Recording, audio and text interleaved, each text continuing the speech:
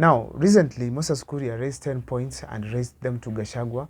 Of course, it was all over in form of questions. Now, in this case here, I want to do an analysis on some of the questions that caught my attention. First of all, I'll begin with number one. Number one caught my attention significantly. But before I talk about number one, kindly, if this is the first time you're watching my videos, make sure that you subscribe, like, and comment, because that's the best support that you can always give us. Kindly keep following the videos that we do here, and please support your boy to at least 2,000 subscribers. Now, I'm going to number one. Number one, Moses Kuria was blaming Gachagua for not accepting for them to form one party and go and join William Ruto with UDA. One party from the mountain. Now, look at this here. There were so many parties, Chama cha Kazi, Tujibebe Party, there was Usawa Party, and many other parties that were formed, including that one for Mwangi Kiunjuri. I don't know what was his name, what was its name. But now, this is why I'm saying, I have reason as to why I'm saying Rigathi Gachagua was right and Moses Kuria was wrong. Fine. First of all, Rigathi Gachagua had to be very strict to ensure that they have all gone to UDA. Why am I saying so?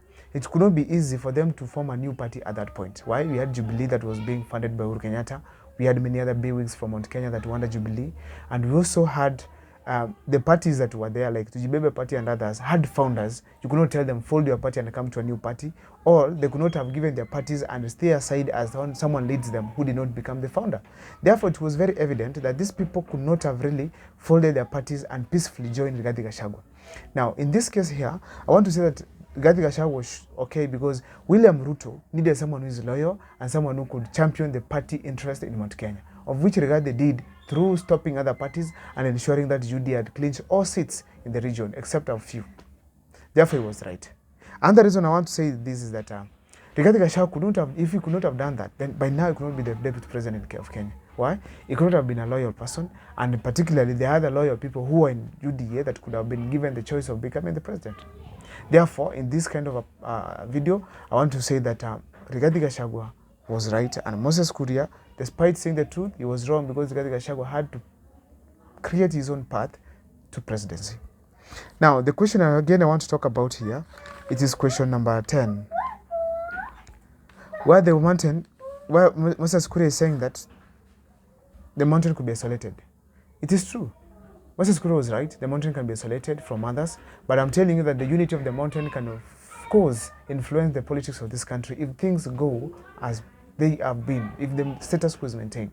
Therefore, the togetherness could have led to a huge influence in politics. But generally, I want to accept that Moses Kuria was right. The kind of channel that Rigathi Gachagua was using, it could have led to some division, people being against Mount Kenya. But what do I mean by this now? But let me say that Mount Kenya still could have been isolated because we don't expect after William Ruto, Akiko is coming to presidency. That one could lead to isolation. And therefore, we want to call upon the leaders of Mount Kenya to adhere to the unity of the country and, of course, ensure that we are steering the country forward. My name is Abel Mukwa. Kindly if you've subscribed, thank you so much. If you don't subscribe, keep subscribing because that's the best support you can always give us. See you next time.